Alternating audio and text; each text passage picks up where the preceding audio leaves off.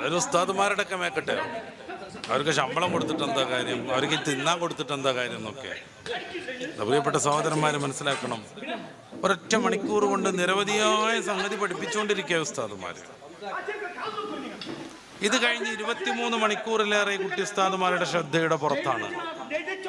മദ്രസയിൽ നിന്ന് പഠിക്കുന്ന കാര്യങ്ങൾ ജീവിതത്തിലേക്ക് കൊണ്ടുവരാനുള്ള സംവിധാനം നമ്മുടെ വീട്ടിൽ ഒരുക്കാത്ത കാലത്തോളം മദ്രസയ്ക്ക് വെറുതെ വിടുക, വരിക, പോകുക, അതുകൊണ്ട് ഒരു കാര്യം ഉണ്ടാവില്ല. ഈ സദസ്സിൽ കുറെ രക്ഷിതാക്കളുണ്ട്, നമ്മുടെ മറക്കപ്പുറത്ത് ഇതിലേറെ സ്ത്രീകളുമുണ്ട്. ഏതെങ്കിലും ഒരു രക്ഷിതാവ് മദ്രസയിൽ പഠിച്ച കാര്യങ്ങൾ മക്കളെ ബോധപൂർവം പരിശീലിപ്പിച്ചിട്ടുണ്ടോ? ടോയ്ലറ്റിലേക്ക് പോകുമ്പോൾ തലമറക്കണ എത്ര ആൺകുട്ടികളുണ്ട് ഇവിടെ? വെറുതെ ഒന്ന് ആലോചിക്കുക. ഞാൻ ആക്ഷേപം പറയണതല്ല, കുറെ ആളുകൾ കാണും ചിലപ്പോൾ, അല്ലാഹു അങ്ങനെ ഉണ്ടാക്കട്ടെ. പക്ഷെ നമ്മൾ ബോധപൂർവം അങ്ങനെ ശ്രദ്ധിച്ച് നടപ്പിലാക്കാറുണ്ടോ? അത് മാത്രമല്ല, എത്ര കാര്യങ്ങൾ. മദ്രസയിൽ ഏറ്റവും കൂടുതൽ ഉഷാറിൽ ഖുർആൻ ഓതിയ കുട്ടി. അതുകൊണ്ട് തന്നെ റബീഉൽ അവ്വലിന്റെ വലിയ പരിപാടിയിലൊക്കെ തുടക്കത്തിൽ സൂറത്തുർ റഹ്മാനൊക്കെ ഓതാൻ അവനെയാണ് വിളിച്ചത്. അവൻ്റെ ആ ഓത്ത് കണ്ടിട്ട് ഉമ്മ കരഞ്ഞിട്ടുണ്ട് സന്തോഷം കൊണ്ട്. വാപ്പാക്ക് അഭിമാനം തോന്നിയിട്ടുണ്ട് തൻ്റെ കൂട്ടുകാർക്കിടയിൽ. ആ കുട്ടിയെങ്ങാനും മദ്രസ നിർത്തിയിട്ട് 2 മാസം കഴിഞ്ഞിട്ടൊന്ന് ഓതിപ്പിക്കൂ നിങ്ങൾ. എത്ര കഷ്ടപ്പെട്ടാണ് ഉസ്താദുമാർ കുട്ടിയെ ദീന് പഠിപ്പിച്ചത്. ദർസിലൊക്കെ എത്തുന്ന ഉസ്താദിന് വലിയ പോരിഷുണ്ട്, അൽഹംദുലില്ലാ, ഒട്ടും കുറവല്ല. പക്ഷെ അദ്ദേഹത്തിൻ്റെ മുമ്പിലേക്ക് എത്തുന്ന കുട്ടി നിസ്കാരം പഠിച്ചവനാണ്, ദീന് പഠിച്ചവനാണ്, നോമ്പ് പഠിച്ചവനാണ്, ഒളു എടുക്കാൻ പഠിച്ചവനാണ്. നിസ്കാരത്തിൻ്റെ ഫർള് എത്രയെന്ന് ചോദിച്ചാൽ 14 കൃത്യമായി പറയാൻ പറ്റണവനാണ്. മുണ്ടെടുക്കാൻ അറിയാം അവന് കുളിക്കാൻ അറിയാം, എങ്ങനെയാണ് ശുദ്ധീകരണം എല്ലാം കൃത്യമായിട്ട് അറിയുന്ന കുട്ടിയാണ്. അങ്ങനെ 100% ഇസ്ലാം പഠിച്ച് പരിശോധിച്ച് അത് പരിശീലിച്ച് ജീവിതത്തിൽ കൊണ്ടുവരാൻ പാകമുള്ള കുട്ടിക്കാണ് ഫായല ഉസ്താദ് ഓതി കൊടുക്കുന്നത്.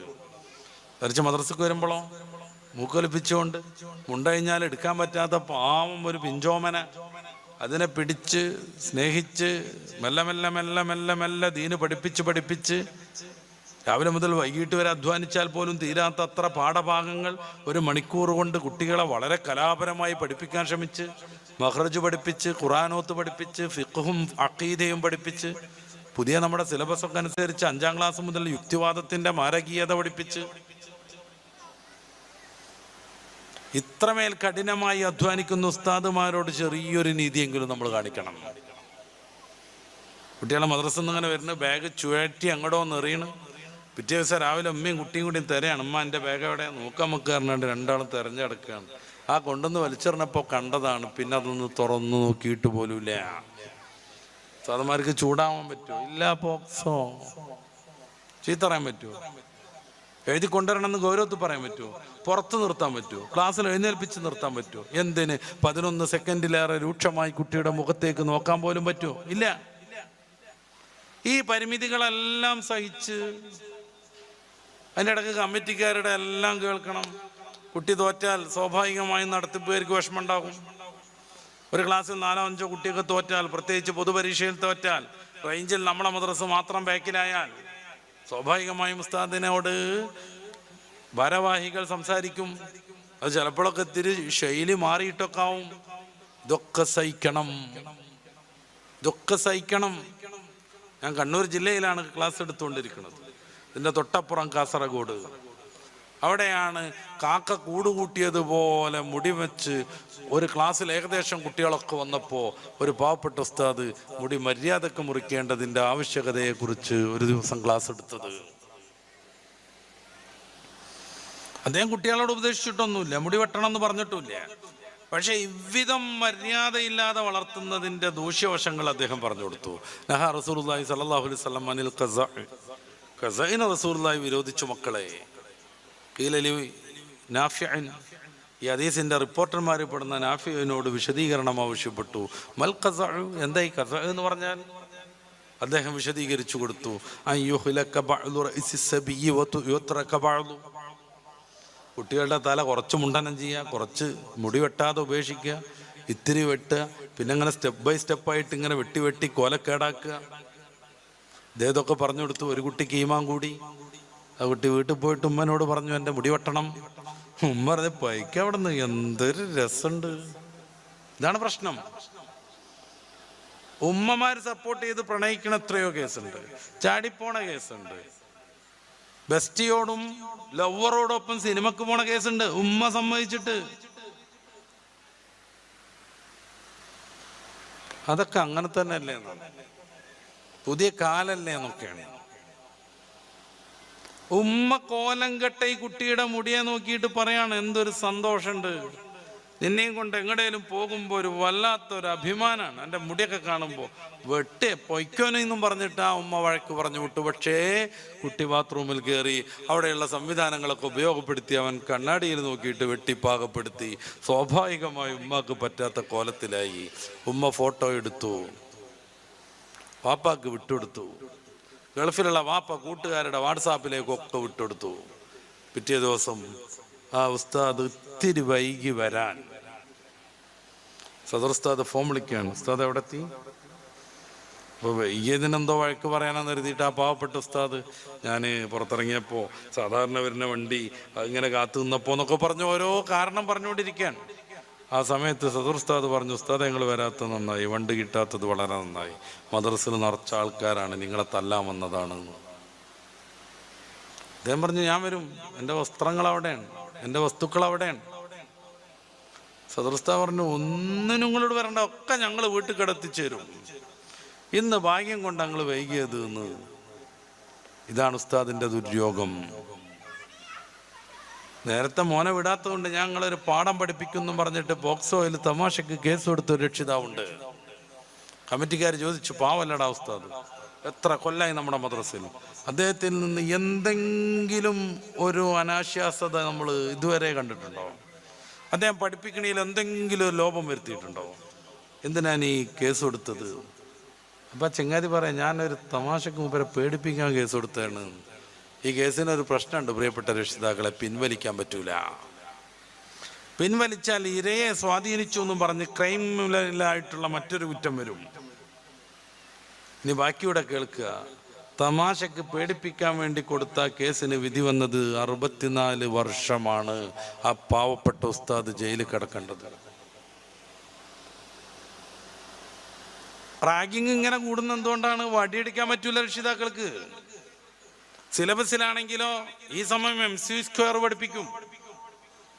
എക്സിൽ നിന്ന് Y കുറച്ചിട്ട് ആ ഫലത്തോട് പിന്നെ X കൂട്ടിച്ചേർത്താൽ എന്ത് വരും എന്നുള്ളത് പഠിപ്പിക്കും. ആരാണ് വിദ്യാർത്ഥി എന്ന് പഠിപ്പിക്കൂല, ആരാണ് സഹോദരൻ എന്ന് പഠിപ്പിക്കൂല, ആരാണ് സഹപാഠി എന്ന് പഠിപ്പിക്കുന്നില്ല. ക്ലോറോഫോം എന്തിനുപയോഗിക്കാമെന്ന് പഠിക്കാൻ പറ്റും. പക്ഷേ അത് തൂവാലയിലിറ്റിച്ച് മുഖത്തമർത്തി ഒരാളെയും കൊല്ലരുതെന്ന് പഠിപ്പിക്കാൻ ശാസ്ത്രത്തിന്റെ ഭാഗമല്ലേ അത്? നഴ്സിംഗ് വിദ്യാർത്ഥികൾക്ക് എങ്ങനെയാണ് കാലിയായിട്ട് വെറും എയർ കയറ്റിയിട്ടുണ്ടെങ്കിൽ ഒരാളെ കൊല്ലുക എന്നുള്ളത് പഠിപ്പിക്കും. അത് പക്ഷെ ഒരാളെ കൊല്ലാൻ ഉപയോഗപ്പെടുത്തരുത് എന്നവർ പഠിക്കണില്ല. നഴ്സിംഗ് വിദ്യാർത്ഥികളാണ് ഇപ്പോൾ കേരളത്തിൽ ചർച്ച ചെയ്യുന്ന ഏറ്റവും വലിയ ക്രൂരത കാണിച്ചവർ. 11 പ്രാവശ്യം ഒരു കുട്ടിയെ ആ ഡിവൈഡർ അടിയിക്ക് എത്തുവോളം കുത്തി അമർത്തുക എന്ന് പറഞ്ഞാൽ സ്നേഹത്തിന്റെ പ്രതീകങ്ങളാവേണ്ടവർ, എല്ലാ അർത്ഥത്തിലും ആർദ്രതയുടെ കൂടെ നിൽക്കേണ്ടവർ, നഴ്സിംഗ് പഠിച്ച് പുറത്തിറങ്ങേണ്ടവർ, അവരെ സിലബസിൽ ഇതൊന്നും പഠിപ്പിച്ചിട്ടില്ല. മനുഷ്യനാവാൻ പഠിപ്പിച്ചിട്ടേ ഇല്ല, നഴ്സാവാനേ പഠിപ്പിക്കണുള്ളൂ. മനുഷ്യനാവാൻ പഠിപ്പിക്കുന്നില്ല. ഡോക്ടറാവാനും എഞ്ചിനീയർ ആവാനും പഠിപ്പിക്കും. അതുകൊണ്ട് നിരവധിയായ പ്രശ്നങ്ങളുണ്ടാകും. എന്നാലോ ഇവർ നന്നായി കാണണമെന്ന് കരുതുന്ന ഒരു അധ്യാപകന് വടിയെടുക്കാൻ പറ്റൂല. +1 എത്തിയ കുട്ടിയെ ക്ലാസ്സിൽ എഴുന്നേൽപ്പിച്ച് നിർത്തിയാൽ പോലും അധ്യാപകൻ അറസ്റ്റിലാകും. ഈ പ്രശ്നങ്ങളൊക്കെ മദ്രസ ഉസ്താദുമാർക്കുണ്ട്. എന്നല്ല ചില കൗൺസിലർമാരൊക്കെ സ്കൂൾ കേന്ദ്രീകരിച്ച് ഏതെങ്കിലും ഒരു കുട്ടിയെ കൊണ്ട് മദ്രസ ഉസ്താദ് തൊട്ടൂന്ന് പലവട്ടം ചോദ്യം ചെയ്ത് പറയിപ്പിക്കും. തൻ്റെ പേരക്കുട്ടിയുടെ പ്രായം പോലും ഇല്ലാത്ത കുഞ്ഞിനെ കാണുമ്പോൾ കൗതുകത്തിന് ഒരു ഉസ്താദ് ഇങ്ങനെ പുറത്ത് ഒന്നിങ്ങനെ കൊട്ടി തലോടിയതിന് ആ ഉസ്താദ് ചിലപ്പോൾ 60 കൊല്ലവും 70 കൊല്ലവും ജയിലിൽ കിടക്കേണ്ടി വരും. ഇത്ര 100,000 പരിമിതികൾക്കിടയിൽ നിന്ന് നമ്മുടെ മക്കളെ പഠിപ്പിക്കുന്ന ഈ പാവപ്പെട്ട മനുഷ്യരോട് നമുക്കൊരു മര്യാദ കാണിക്കണ്ടേ? അവർ പഠിപ്പിച്ചെടുത്ത കാര്യങ്ങൾ ഒരു വട്ടെങ്കിലും ഓതി പഠിപ്പിക്കാനെങ്കിലും നമ്മുടെ വീട്ടിൽ നമ്മൾ സൗകര്യം ഉണ്ടാക്കണ്ടേ? ഒന്ന് രണ്ടാമതായി അവർ മദ്രസയിൽ നിന്ന് പഠിപ്പിച്ച കാര്യങ്ങൾ നമ്മുടെ വീട്ടിൽ പരിശീലിപ്പിക്കാനുള്ള ഒരു മാർഗം വേണ്ടേ? വലത് കാലെടുത്ത് വീടിനകത്ത് കയറണമെന്ന്, കൊടുക്കുമ്പോഴും വാങ്ങുമ്പോഴും കുടിക്കുമ്പോഴും കഴിക്കുമ്പോഴും വലത് കൈ ഉപയോഗപ്പെടുത്തണമെന്ന് 100% മാർക്ക് നേടിയ ആ ചോദ്യത്തിന് മുന്നിൽ വിജയിച്ചു പോന്ന മോൻ ഇടത് കൈ കൊണ്ട് വാങ്ങുമ്പോ, കൊടുക്കുമ്പോ, കുടിക്കുമ്പോ, തിന്നുമ്പോ അത് പാടില്ലെന്ന് പറയാനുള്ള സംവിധാനം നമ്മുടെ വീട്ടിൽ വേണ്ടേ? രക്ഷിതാക്കളാവുന്ന നമ്മൾ ആദ്യം നന്നാവണം. മദ്രസയിൽ നിന്ന് കുട്ടി പഠിക്കുന്ന കാര്യങ്ങളൊക്കെ പരിശീലിപ്പിക്കാനുള്ള സംവിധാനം നമ്മുടെ വീട്ടിൽ ഏർപ്പെടുത്തണം ബോധപൂർവം. എങ്കിലേ കുട്ടി ലിബറൽ ആവാതിരിക്കുള്ളൂ. മറ്റേത് മദ്രസയിൽ നിന്ന് കുറേ സാധനങ്ങൾ കേട്ടു പോരും, പരീക്ഷയിൽ ജയിക്കുകയും ചെയ്യും, പക്ഷേ ആ കുട്ടിക്ക് മനുഷ്യനാവാൻ സാധിച്ചൊന്നും വരൂല. നമ്മൾ രക്ഷിതാക്കളാണ്. കുറെ കൽപ്പന നടത്താനല്ല, നിങ്ങളെപ്പോലൊരു രക്ഷിതാവാണ് ഞാനും. നമ്മുടെ മക്കൾ നമുക്ക് ഉപകാരപ്പെടണം. 5 വരെ മദ്രസക്ക് വിട്ടില്ലേ, ഇനിയിപ്പോൾ എന്താ? അവനായി അവൻ്റെ പാടായി എന്നാണ് കുറേ രക്ഷിതാക്കളുടെയൊക്കെ ഒരു വാദം. പൊട്ടപ്പോയത്താണ്. മരണപ്പെടുവോളം ആ കുട്ടിയുടെ ശ്രദ്ധ നിങ്ങളുടെ കയ്യിലുണ്ടാവണം. എത്ര വയസ്സായാലും പിതാവിന് മകനിൽ ഒരു ദർശനം വേണം, മകളിൽ ഒരു ചിന്ത വേണം. അവനായി അവൻ്റെ കാര്യം എന്ന് പറഞ്ഞിട്ട് മാറാനൊന്നും നമുക്ക് പറ്റൂല. സയ്യിദുനാ ഉമറുൽ ഫാറൂഖ് തങ്ങളുടെ പ്രിയപ്പെട്ട പുത്രൻ 5 വരെ മദ്രസയിൽ പോയത് കേവലം വിദ്യാർത്ഥിയല്ല, നേരെ മറിച്ച് സഹാബികളിൽ ഏറ്റവും പ്രസിദ്ധരായ 4 ഫിഖ് പണ്ഡിതന്മാരിൽ അൽ അബാദലത്തുൽ അർബഈൽ പ്രമുഖനായ വ്യക്തിത്വമാണ്. പലപ്പോഴും തൻ്റെ വിജ്ഞാന വൈപുല്യം കൊണ്ട് സ്വന്തം പിതാവിനെ പോലും കൗതുകപ്പെടുത്തിയ മഹാപണ്ഡിതനാണ്. 4 വരെ മദ്രസയിൽ പോയി, 5 വരെ മദ്രസയിൽ പോയി, പിന്നെ 5 കൊല്ലം കഴിഞ്ഞിട്ട് SSLC വരാണ്ടല്ലോ എന്നും പറഞ്ഞിട്ട് മദ്രസ ഒക്കെ നിർത്തി. അങ്ങനെയാണ് അല്ലാഹ് 7 എത്തുമ്പോഴേക്ക് നിർത്തി. എന്താ കാര്യം? ഇനി SSLC വരില്ലേ എന്ന് നമ്മൾ ഇവർ പറയണ കേട്ടാ തോന്നും പിന്നെ മുതൽ ഫുള്ളാ കുട്ടി പഠനം തന്നെയാണ് പഠനം എന്ന്. അല്ല, എല്ലാ കളിയും കാണണം, എല്ലാ രീതിയിലുള്ള മൊബൈൽ ഉപയോഗവും നടത്തണം, എത്രയോ ഗെയിം ഡെയിലി കളിച്ചുകൊണ്ടിരിക്കണം, സിനിമ കാണണം, നാടകം കാണണം, ടൂറിന് പോകണം, എല്ലാവിധ കളിയും കളിക്കണം. SSLC വരുന്നു എന്നും പറഞ്ഞ ആ 1 മണിക്കൂറുള്ള മദ്രസ നിർത്തുകയും ചെയ്തു. അങ്ങനെ ചില തോന്നിയാസങ്ങളൊക്കെ നടക്കുന്നുണ്ട് കേരളത്തിൽ. SSLCയിൽ 10A+ഉം അതോടൊപ്പം മദ്രസിന്റെ 10ാം ക്ലാസ് പരീക്ഷയിൽ ടോപ്പ്+ നേടിയ എത്ര കുട്ടിയുണ്ട് കേരളത്തിൽ? നമ്മുടെ തലച്ചോറിനെ പറ്റി എന്താ നമ്മൾ മനസ്സിലാക്കിയേ? 2 കോടി ബൃഹത്തായ ഗ്രന്ഥങ്ങളുടെ മൊത്തം ഇൽമ് ഈ തലൻ്റെ ഉള്ളിലുള്ള ചോറ് കയറി നിൽക്കുന്നതാണ്. എത്ര ശതമാനം നമ്മളൊക്കെ ഉപയോഗപ്പെടുത്തിയത്? SSLC ഉണ്ട് എന്ന് കരുതിയിട്ട് ഉസ്താദുമാർ ഇത്തിരിയൊക്കെ തന്നെ പഠിപ്പിക്കുള്ളൂ.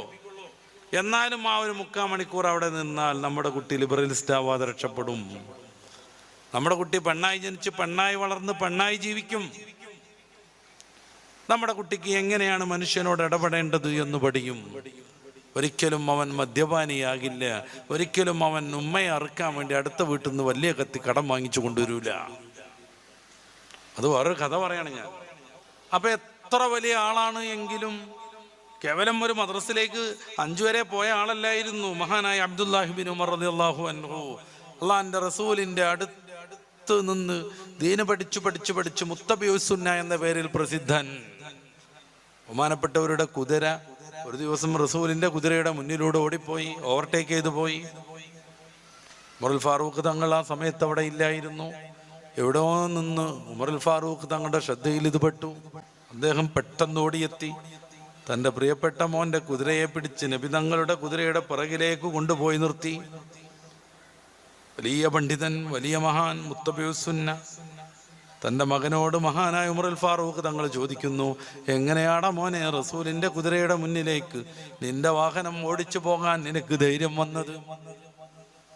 അനുതാപപൂർവം മകൻ പറയുന്നു, പ്രിയപ്പെട്ട ഉസ്താദേ, പ്രിയപ്പെട്ട രക്ഷിതാവേ, പ്രിയപ്പെട്ട പിതാവേ, എല്ലാം ഉമറുൽ ഫാറൂഖ് തങ്ങളോട് യോജിക്കും.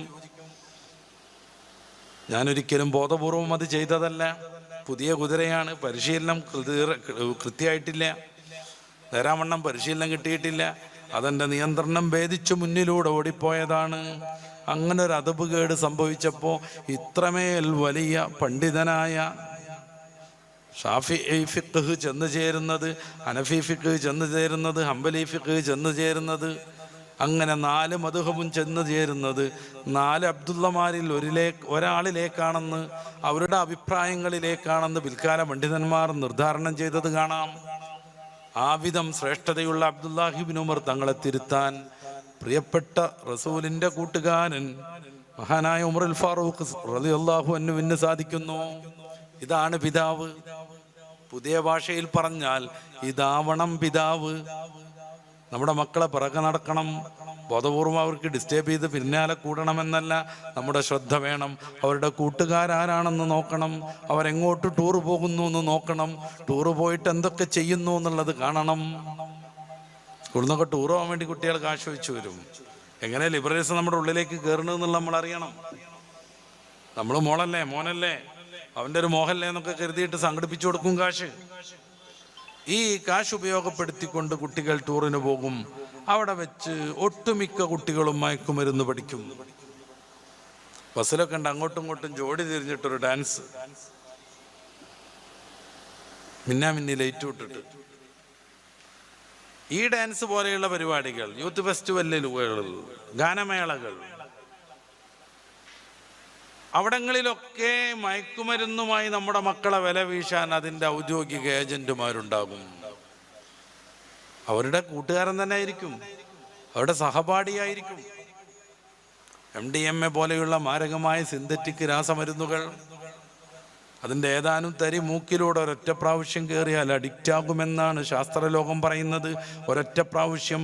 എന്നെ കേൾക്കുന്ന ചെറുപ്പക്കാരികളെ, പണ്ട് വിഷയത്തിൽ ചെറുപ്പക്കാരികളെ നമ്മൾ ബോധവൽക്കരിക്കേണ്ട കാര്യമില്ലായിരുന്നു. എന്നാൽ ഇന്ന് പുതിയ തലമുറയിലെ ചെറുപ്പക്കാരികളിൽ കുറേയേറെ ആളുകൾ മദ്യത്തിൻ്റെയും മയക്കുമരുന്നിൻ്റെയും അഡിക്റ്റുകളാണ്. വലിയ വർധനമാണുള്ളത്. പൊതുവിദ്യാലയങ്ങളിൽ, വലിയ കോളേജുകളിൽ, ക്യാമ്പസുകളിൽ പെൺകുട്ടികളിൽ നല്ലൊരു ശതമാനം മയക്കുമരുന്നിന് അഡിക്റ്റാണെന്ന് പഠനം വരുന്നു. മലപ്പുറം ജില്ലയിലെ തിരൂരിലെ ഡി അഡിക്ഷൻ സെൻ്ററിൽ നിന്ന് ഒരു ഡോക്ടറുടെ വീഡിയോ ഈ കഴിഞ്ഞ ദിവസങ്ങളിൽ വൈറലായിട്ടുണ്ട്. അദ്ദേഹം പറയുന്നത് പുതിയ പെൺകുട്ടികൾ മേഖലയിലേക്ക് കടന്നു വരുന്നു എന്നാണ്. കഞ്ചാവിൻ്റെ ലോകത്തേക്ക്, MDMAയുടെയും ബ്രൗൺ ഷുഗറിൻ്റെയും ലോകത്തേക്ക്. MDMA മാരകമായ ഒരു രാസ മയക്കുമരുന്നാണ്. സ്ഥിരമായി ഉപയോഗിക്കുമ്പോൾ 3 വർഷം കൊണ്ട് മരണപ്പെടുന്നു. ഒരൊറ്റ പ്രാവശ്യം അത് നമ്മുടെ പിള്ളേരുടെ മൂക്കിലൂടെ കയറിക്കഴിഞ്ഞാൽ അവർ അഡിക്റ്റാകുമെന്നാണ് ശാസ്ത്രം പറയുന്നത്. മലപ്പുറം ജില്ലയിലെ വളാഞ്ചേരിക്കാരനാകുന്ന നിസാം എന്ന് പറയുന്ന ചെറുപ്പക്കാരൻ 23 വയസ്സ് വരെ ഒരു സിഗരറ്റ് പോലും ഉപയോഗിക്കാത്തയാളാണ്. എന്നെ ശ്രവിക്കുന്ന രക്ഷിതാക്കൾ അറിയണം, എന്നെ കേട്ടുകൊണ്ടിരിക്കുന്ന ചെറുപ്പക്കാരും ചെറുപ്പക്കാരികളും മനസ്സിലാക്കണം.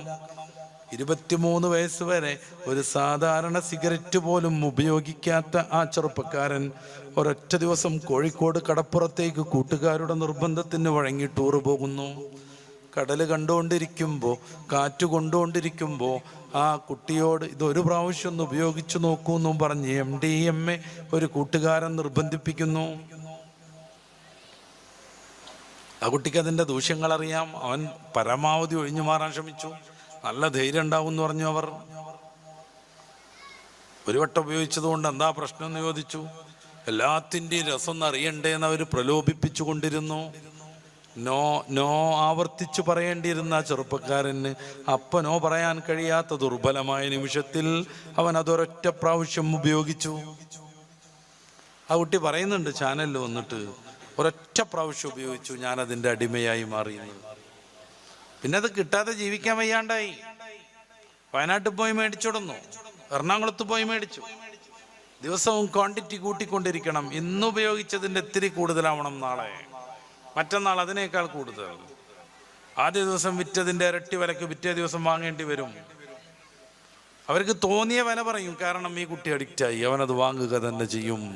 ഈ പരിപാടിയുമായി മുന്നോട്ട് പോകാൻ പിന്നെ അവരുടെ മുമ്പിലുള്ള മാർഗം അതിൻ്റെ വിൽപ്പനക്കാരനാവലാണ്. ആ കുട്ടി വിൽപ്പനക്കാരനായി. എന്നെ ശ്രവിക്കുന്ന ചെറുപ്പക്കാരറിയണം, അദ്ദേഹം പറയുന്നുണ്ട്, എന്നിൽ നിന്ന് വാങ്ങുന്ന ഡോക്ടർമാരുണ്ട് സ്ഥിരമായിട്ട്, ദമ്പതികൾ വന്ന് വാങ്ങുന്നുണ്ട്. ഭാര്യയും ഭർത്താവും ഒന്നിച്ചു പോയി വാങ്ങുക. സ്ഥിരമായി വാങ്ങുന്ന ചെറുപ്പക്കാരൻ ഒരു സ്ത്രീയുമായി വന്നൊരു ദിവസം. സ്വാഭാവികമായും ഞാൻ വെറുതെ അന്വേഷിച്ചു, ഭാര്യയാണോ? എന്നെ ഞെട്ടിച്ചുകൊണ്ട് അവൻ പറഞ്ഞു, ഭാര്യയല്ല, എൻ്റെ സഹോദരിയാണ്. ജ്യേഷ്ഠനും അനുജനും ഒന്നിച്ചു പോയി, ജ്യേഷ്ഠത്തിയോടൊപ്പം ജ്യേഷ്ഠൻ പോയി, സഹോദരന്മാരും സഹോദരിയും ഒന്നിച്ചു പോയി. MDMA വാങ്ങുന്ന നാട്ടിലാണ് നമ്മൾ ജീവിക്കുന്നത്. ഒരൊറ്റ പ്രാവശ്യം ഉപയോഗിച്ചു, അതോടുകൂടെ അഡിക്റ്റായി. ഗാനമേളൊക്കെ വിജയിക്കണമെന്നുണ്ടെങ്കിൽ എല്ലാ ട്യൂബും അവസാനം വെച്ച് അടിച്ചു പൊട്ടിക്കണം, കസാര കൊണ്ട് ഏറ് നടത്തണം. എന്നിട്ട് പാടാൻ വന്ന ചെങ്ങാതിമാരെയും പെണ്ണുങ്ങളെയൊക്കെ പോലീസ് വട്ടം വളഞ്ഞിട്ട് രക്ഷപ്പെടുത്തണം. അപ്പോഴേ ആ ഗാനമേള അങ്ങോട്ട് സക്സസ് ആവുള്ളൂ. അതിനിടയിൽ നിരവധി പ്രാവശ്യം നിരവധി ആളുകളുടെ മൂക്കിലൂടെ MDMA കയറി ഇറങ്ങിയിട്ടുണ്ടാകും. ഇതിന് പ്രത്യേകിച്ചൊരു സ്മെല്ലില്ലാത്തത് കൊണ്ട് അറിയാനേ കഴിയില്ല. ടൂർ പോകാന്ന് പറഞ്ഞ് മാതാപിതാക്കളടുത്തേക്ക് മക്കൾ ചെല്ലുമ്പോഴേക്ക് സമ്മതിക്കാൻ പറ്റുമോ? എല്ലാ സ്വാതന്ത്ര്യവും ഉപയോഗിക്കാനുള്ളതല്ലെന്ന് മക്കൾക്ക് പഠിപ്പിച്ചു കൊടുക്കണം. എല്ലാ ആവശ്യങ്ങളും നിവർത്തിക്കാനുള്ളതല്ലെന്ന് മക്കൾക്ക് നമ്മൾ ശീലിപ്പിക്കണം. പ്രയാസങ്ങളും പ്രതിസന്ധികളും ജീവിതത്തിൻ്റെ ഭാഗമാണെന്ന പാഠം അവരെ നമ്മൾ പരിശീലിപ്പിക്കുക തന്നെ വേണം. കുട്ടികളെ മക്കളൊക്കെ ചേർന്നിട്ട് ഹലാലായിടത്തേക്ക് ഹലാലായ ആളുകൾ ചേർന്നൊന്ന് ടൂറൊക്കെ പോകാം, അതൊന്നും ഒരു കുഴപ്പമൊന്നുമല്ല. പക്ഷേ പോയി വീട്ടിലേക്ക് തിരിച്ചു വരുവോളം എല്ലാ വക്തും ഖലാ ആക്കുന്ന ടൂറുകൾ ഒരിക്കലും മുസ്ലിമിന് പറ്റൂല. അങ്ങനെയാണ് പതിയെ പതിയെ പതിയെ നമ്മൾ ലിബറലുകളാവുന്നത്. അള്ളാഹുവും റസൂലും തീരുമാനിച്ചതിന് വിരുദ്ധമായി നമ്മൾ എന്ത് പ്രവർത്തിക്കുന്നു, അപ്പം നമ്മൾ ലിബറലുകളാവാണ്.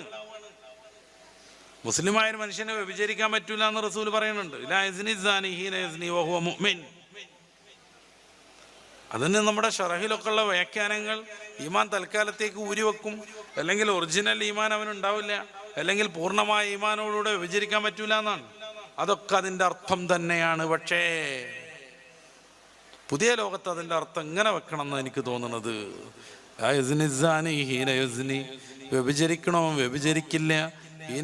വ്യഭിചരിക്കുന്ന സമയത്ത് വഹുവ മുഅ്മിൻ, അവൻ മുഅ്മിനായിരിക്കെ ആ സമയത്ത് അവൻ യുക്തിവാദിയായി മാറുന്നു. മുഅ്മിനാണെങ്കിൽ ലാ തഖ്റബുസ്സിന, സിനയിലേക്ക് അടുക്കരുത്, അത് ഫാഹിഷത്താണെന്ന ഖുർആനിൻ്റെയും ഹദീസിൻ്റെയും വാക്യം അവൻ്റെ മനസ്സിൽ വരും. മുഅ്മിനല്ലാത്തത് കൊണ്ട് അവൻ അത് മാറ്റിവെക്കുന്നു. നല്ലൊരു ചാൻസ് കിട്ടിയിട്ട് നല്ല താല്പര്യമുള്ളൊരു പെണ്ണിനെ കയ്യിൽ ലഭിച്ചിട്ട് എങ്ങനെ അത് ഉപേക്ഷിക്കുക എന്നവൻ ചിന്തിക്കുന്നു. അത് യുക്തിവാദമാണ്. വ്യഭിചരിക്കുന്ന സമയത്ത് അവൻ യുക്തിവാദിയാകുന്നു തൽക്കാലത്തേക്കെങ്കിലും. മുഅ്മിനായിക്കൊണ്ട് ഒരാൾക്ക് വിഭജിക്കാൻ പറ്റൂല, യുക്തിവാദിയായിട്ടേ വിഭജിക്കാൻ പറ്റുള്ളൂ. മുഅ്മിനാണെങ്കിൽ മതങ്ങൾ പാലിക്കും, നിയമം പാലിക്കും, ഖുർആനിന്റെ വിരോധം കാരണം അതിൽ നിന്ന് മാറി നിൽക്കും. ഇവ മുഅ്മിനല്ല, അവൻ യുക്തിവാദിയാണ്. നല്ലൊരു ചാൻസ്, നല്ലൊരവസരം, സുമുഖിയും സുന്ദരിയും സഹകരിക്കുന്നവളുമായൊരു പെണ്ണ്, പിന്നെ എന്തിനത് മിസ്സാക്കണമെന്ന് അവൻ ചിന്തിക്കുന്നു. ഇത് യുക്തിവാദം. എത്ര ഭൗതികമായ ബെനിഫിറ്റ് കിട്ടിയാലും മതം പറഞ്ഞു അതുകൊണ്ട് മാറി നിൽക്കണം എന്നത് ധാർമ്മികത. കള്ളുടിയെ കുറിച്ചും റസൂൽ അങ്ങനെ പറയുന്നുണ്ട്. വല ഐശ്വരിബുൽ ഖംറൈൻ ഐശ്വരിബുഹാ വഹുവ മുഅ്മിൻ. മുഅ്മിനായി കൊണ്ട് കുടിക്കാൻ കഴിയില്ല. മുഅ്മിനായ മനുഷ്യൻ കള്ളും കുപ്പിയിട്ട് അവനിങ്ങനെ ഗ്ലാസ്സിലേക്ക് ഒഴിക്കുമ്പോൾ അവൻ്റെ മനസ്സിലിങ്ങനെ വരും, ഇന്നമൽ ഖംറു വൽ മൈസിർ, അല്ലാഹ് അതെനിക്ക് ഉപയോഗിക്കാൻ പാടില്ലല്ലോ, അവനത് വലിച്ചെറിയും. അവൻ വിശ്വാസി. നേരെ മറിച്ച് ആരും കാണുന്നില്ലേ. നല്ലൊരു ചാൻസ്. ബാംഗ്ലൂരിലേക്ക് സാധനം വാങ്ങാൻ പോയതാ, നമ്മുടെ നാട്ടുകാരും മാലിലെത്തേരും ആരും ഇവിടെ അല്ലേ, എന്നാ ഒന്ന് കയറിയിട്ട് മിനിങ്ങാം. അത് യുക്തിവാദം. അത് യുക്തിവാദം.